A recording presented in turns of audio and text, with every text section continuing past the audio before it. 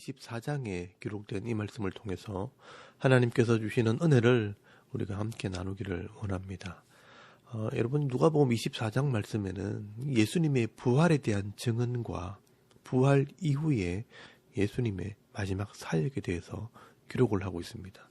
예수님께서는 십자가의 죽으심으로 끝나는 것이 아니라 부활하게 될 때 그 십자가가 진짜 사실이라는 것을 증명하게 됩니다. 그러므로 누가는 이 부활이 역사적인 사실이며 예수님께서 부활하심으로 이 죄인들을 위해 십자가에 죽으셨다는 것이 거짓이 아니라는 것을 증명하게 되는 것입니다. 그래서 이 누가는 부활의 증인들을 소개를 하게 됩니다.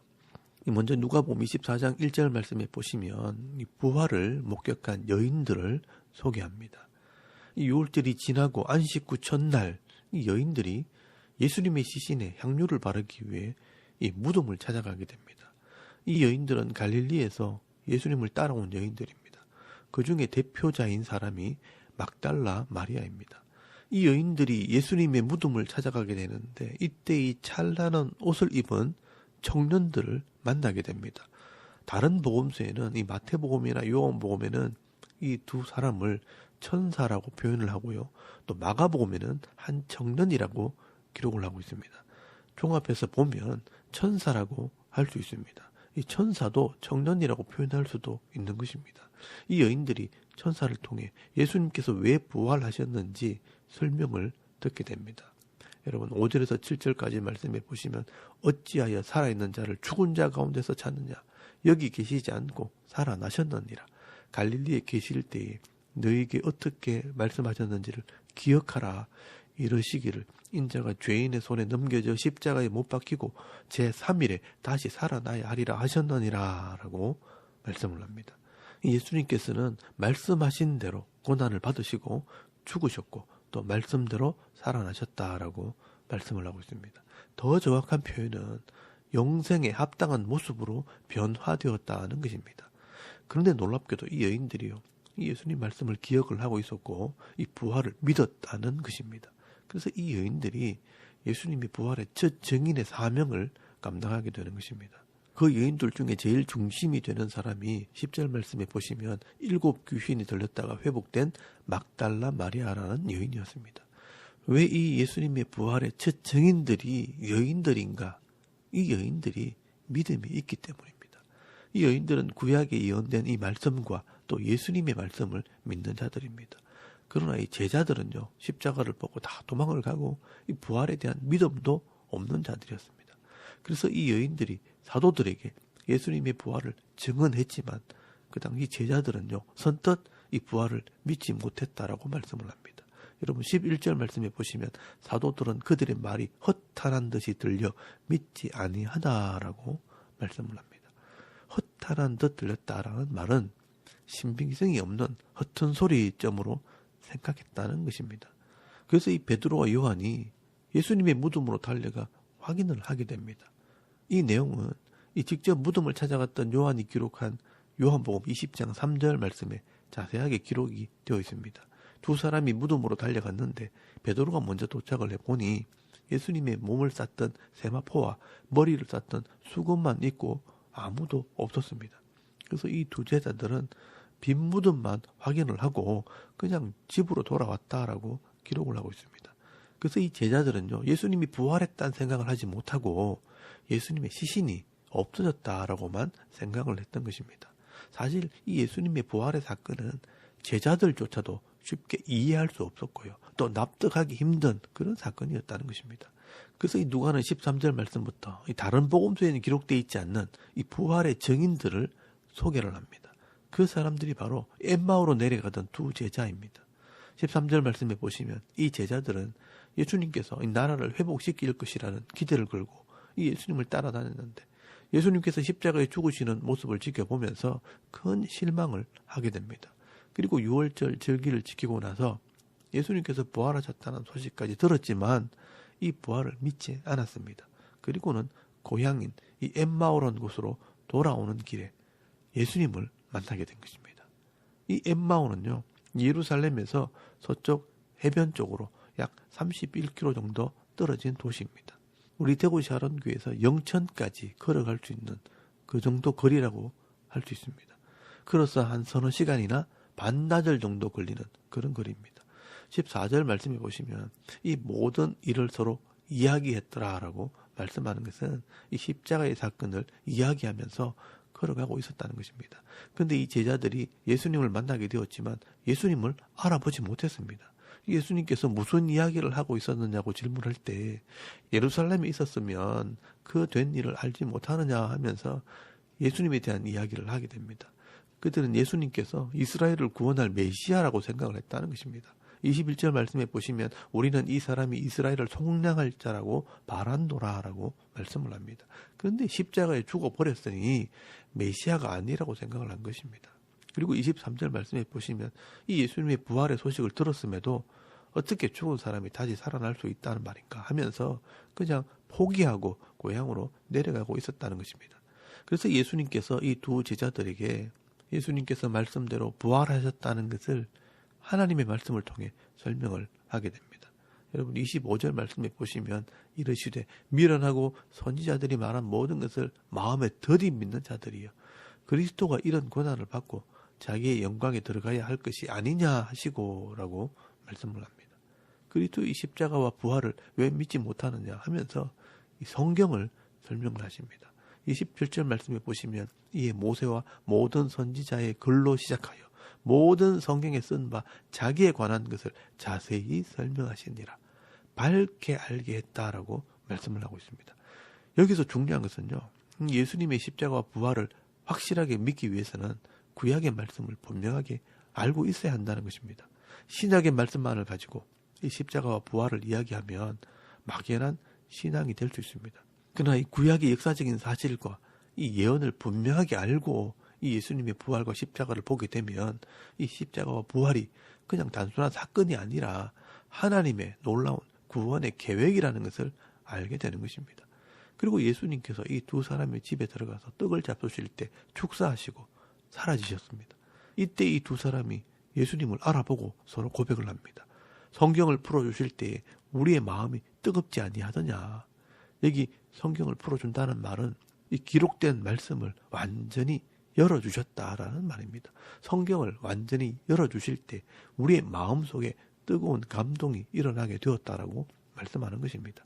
여러분 이 말을 조금 더 의역을 해보면 구약에 기록된 이 말씀을 완전히 열어주실 때에 예수님의 부활을 깨닫게 되었다, 믿게 되었다라는 말입니다.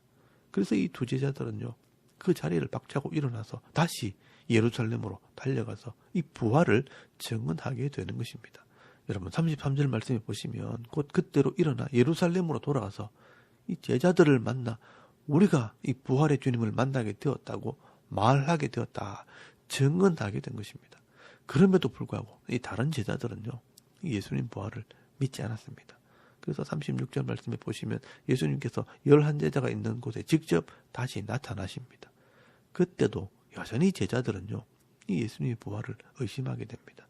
여러분 37절 말씀에 보시면 그들이 놀라고 무서워하여 그 보는 것을 영으로 생각하는지라라고 말씀을 합니다. 그래서 예수님께서 귀신이나 영혼이 아니라 부활의 몸을 가지고 변화되었다는 것을 말씀하시고 또 보여주십니다. 그래서 예수님께서는요 음식을 달라고 하시고 생선 한 토막을 먹으시면서 지금 내 이 모습은 영혼이 아니라 부활의 몸으로 변화되었다는 것을 보여주십니다. 그때서야 이 제자들은요 정말 예수님께서 말씀하신 대로 예수님이 부활하셨다는 것을 믿게 됩니다. 그러므로 우리는 무덤을 찾아갔던 이 여인들의 이 증언이나 또 엠마오로 가는 이 두 제자들의 증언이나 또 11제자들의 이 증언을 볼 때 예수님께서는 말씀대로 부활하셨다는 것을 믿을 수가 있는 것입니다. 이 부활은 역사적인 사실입니다. 그리고 더 중요한 것은요 모든 사람이 이 구원을 받게 되는 시대가 이제 온다는 것입니다. 예수님께서 십자가와 부활을 통해 죄의 문제를 해결했다는 것을 모든 사람이 믿고 받아들이는 그 때가 온다는 것입니다. 여러분 이것이 바로 하나님의 구원 계획입니다. 여기서 중요한 것은 이스라엘이 아닌 모든 사람이 믿고 받아들이는 시대가 온다는 것입니다. 그 일을 하시는 분이 바로 성령 하나님이십니다. 왜 성령 하나님이시냐? 이 성령 하나님은요 각자의 마음에 직접 오셔서 역사하시기 때문입니다. 그래서 성령 하나님이요, 이 땅에 오시면 이 단순히 아는 것에서 온전히 믿게 되고 또 행하는 자가 되고 부활을 알고 있는 것에서 끝나는 것이 아니라 부활에 참여하는 자가 되는 것입니다. 그래서 예수님께서는요, 성령이 내 마음에 임하실 수 있도록 준비를 하게 하십니다. 그것이 바로 하나님의 말씀, 이 구약 말씀을 바로 마음에 깨닫게 되는 것입니다. 그래서 누가는요, 예수님께서 부활하신 후에 40일 동안 제자들에게 이 성경을 깨닫게 했다라고 말씀을 합니다. 여러분, 이것이 부활하신 예수님의 사역입니다. 여러분, 44절에서 45절까지 말씀해 보시면 또 이르시되 내가 너희와 함께 있을 때에 너희에게 말한 바 곧 모세의 율법과 선지자의 글과 시편에 나를 가리켜 기록된 모든 것이 이루어져야 하리라 한 말이 이것이라 하시고, 이에 그들의 마음을 열어 성경을 깨닫게 하시고 라고 말씀을 합니다. 이 모세의 율법, 모세오경과 선지자의 글, 이 역사서와 선지서의 글들과 또 이 시편의 말씀하면 사실 구약의 모든 말씀을 의미하는 것입니다. 이 기록된 말씀을 제자들의 마음을 열어 깨닫게 하셨다라고 말씀을 합니다. 여러분, 여기 마음을 열었다는 말도 조금 전에 엠마오로 가던 제자들에게 성경을 풀어주셨다 하는 말과 같은 말입니다. 마음을 완전하게 열어서 깨닫게 하셨다, 이해를 시켰다라고 말씀하고 있는 것입니다.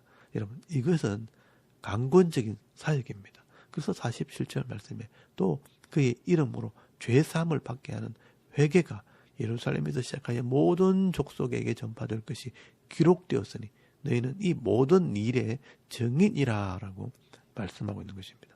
예수님께서는요, 이 3년 동안 가르쳤던 이 말씀을 제자들의 마음을 열어 깨닫게 했다라고 말씀을 합니다. 이 말씀을 깨달아야 십자가와 부활을 믿게 되고 또 십자가와 부활을 믿고 회개해야 성령이 우리 마음에 임하시게 되는 것입니다. 여러분, 이것이 바로 하나님의 사역입니다. 그리고 성령께서 우리 마음에 오셔서 내가 십자가와 부활을 믿는 사람이라는 것을 증거하는 그 능력을 행하게 하시는데, 그 능력이 뭐냐? 이제까지 내가 하지 못했던 변화되어지는 능력입니다. 생각이 변하고 말이 변하고 행동이 변화하는 것입니다.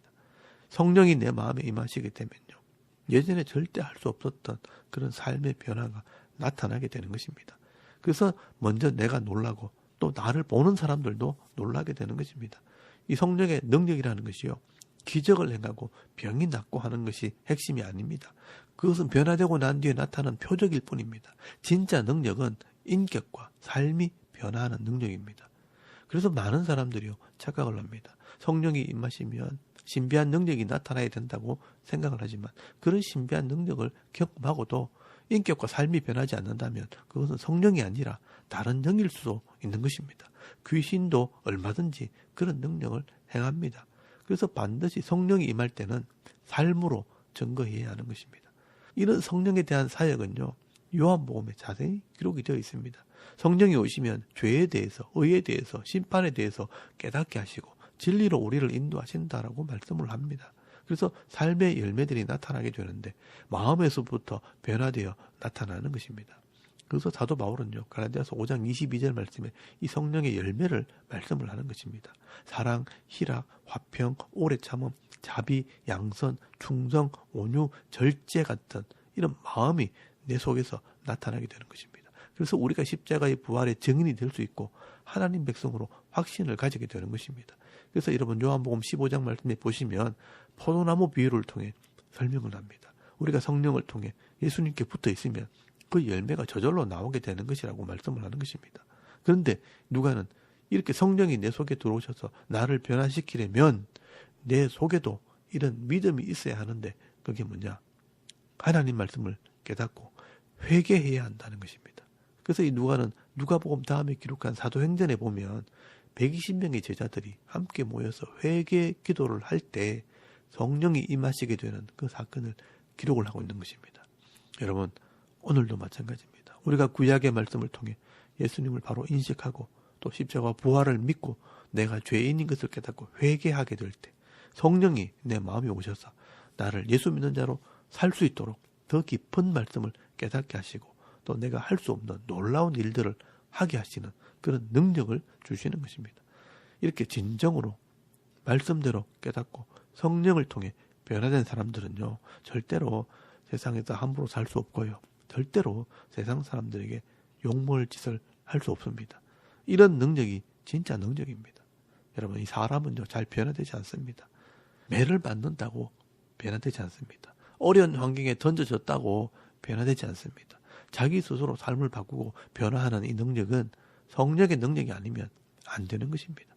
성령이 사람을 변화하게 하는 것입니다. 그러므로 오늘도 이 누가 기록한 이 말씀을 통해 내가 변화된 사람인가 한번 돌아보시길 바랍니다.